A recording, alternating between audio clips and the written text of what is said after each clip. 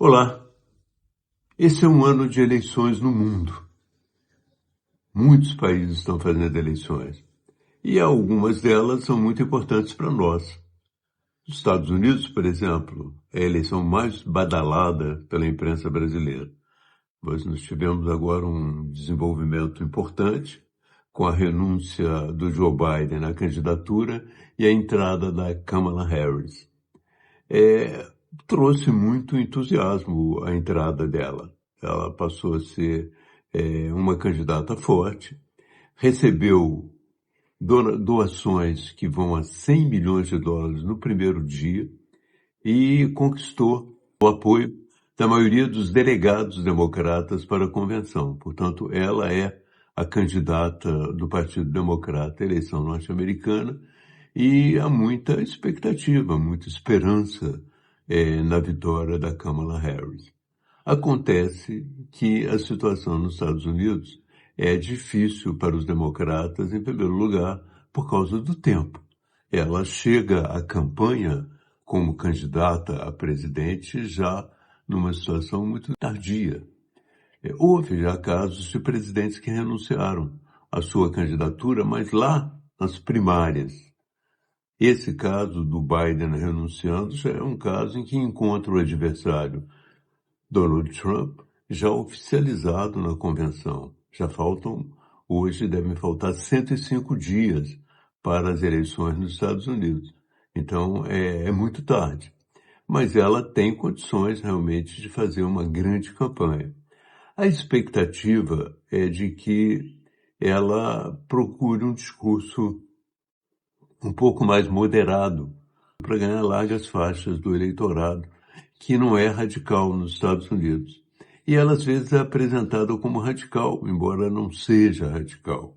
Ela tem posições muito claras sobre o aborto, que lá nos Estados Unidos não é uma posição minoritária. O aborto nos Estados Unidos, do ponto de vista eleitoral, é importante para quem o defende. Tanto que o Donald Trump, na questão do aborto, ele é um pouco reticente. Ele não tem coragem de se colocar abertamente contra. Não é o caso do seu vice, que se coloca abertamente contra. Mas o Donald Trump é um pouco mais reticente, porque ele sabe que não é a questão eleitoral mais importante. A questão eleitoral mais importante nos Estados Unidos vai ser a da imigração. E ele vai tentar bater na Kamala Harris exatamente por fato de que a imigração tornou-se uma preocupação dos norte-americanos e os democratas não conseguiram contê-la como o Donald Trump acha que poderia contê-la. Então, essa é uma questão. Agora, eu tenho falado muito que a gente precisa ser realista com as eleições norte-americanas.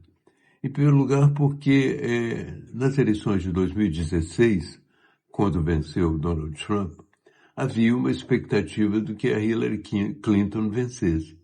E a Hillary Clinton era uma candidata dos setores mais avançados dos Estados Unidos. Ela, de uma certa maneira, representava a elite de Nova York, da Califórnia, a elite costeira norte-americana, com uma visão muito clara sobre sexos, sobre meio ambiente, e aparentemente tudo isso ia representar uma vitória fácil. Mas não é assim lá.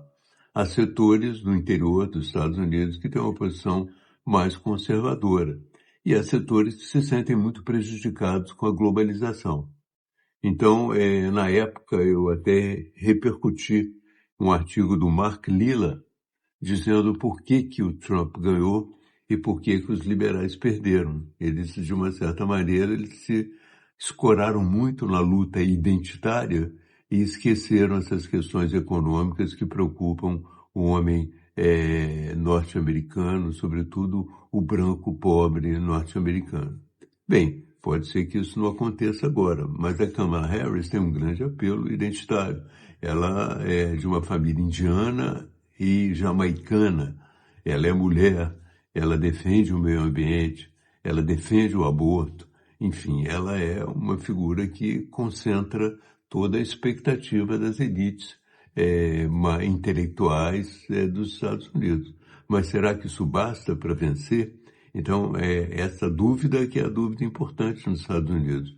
Como não fazer uma campanha apenas progressista, mas uma campanha progressista que tenha grandes penetrações nos setores mais pobres e desfavorecidos e, de uma certa maneira, ameaçados e desapontados com a globalização. O Biden conseguiu.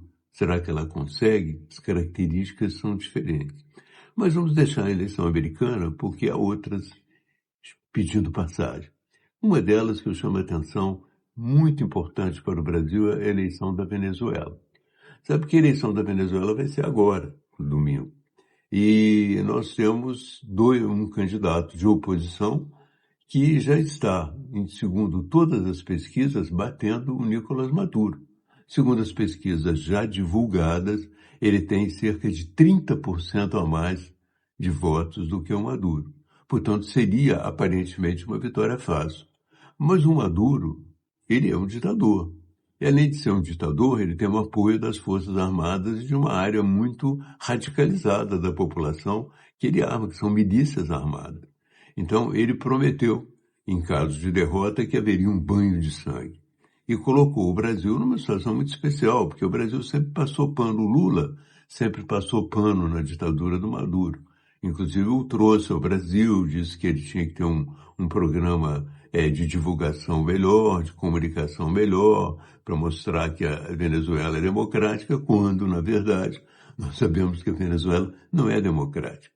Mas o Lula e o governo brasileiro participaram de um acordo no Caribe sobre a democracia na eleição venezuelana.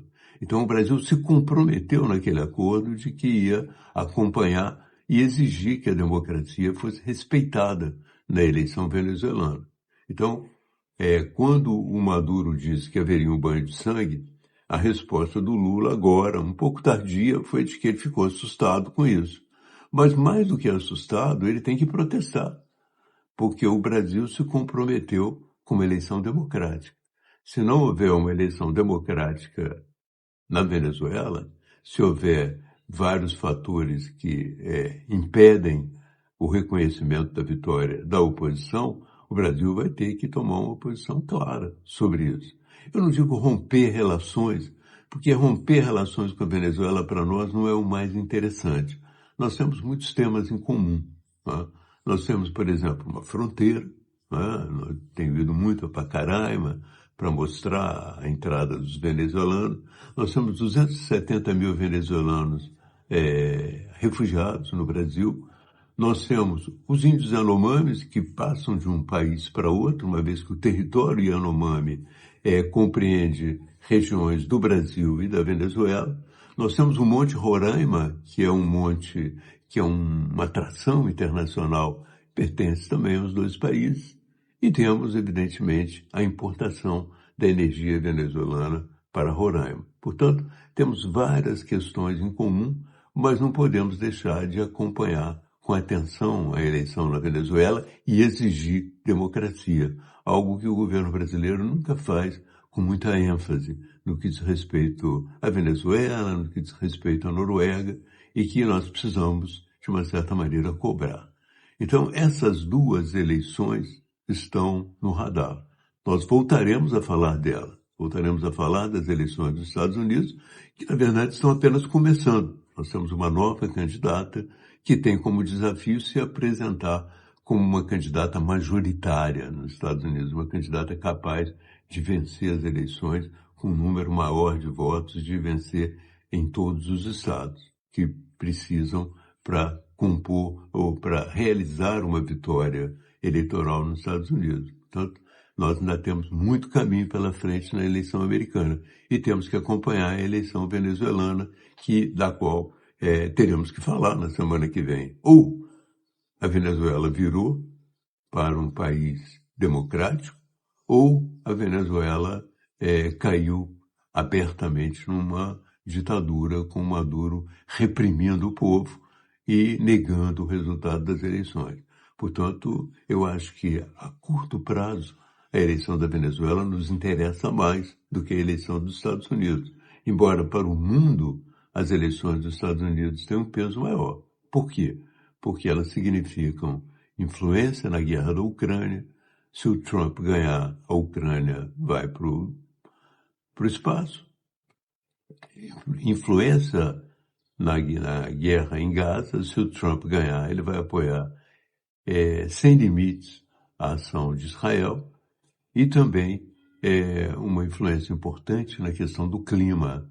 Se o Trump ganhar, os Estados Unidos saem dos acordos do clima. E a tendência planetária da gente não conseguir chegar a um nível de temperatura que possa evitar a catástrofe. Portanto, nós temos várias consequências das eleições americanas. No entanto, a curto prazo eu chamo a atenção para a Venezuela, porque ela vai impactar mais a nossa política de vizinhos aqui no Brasil.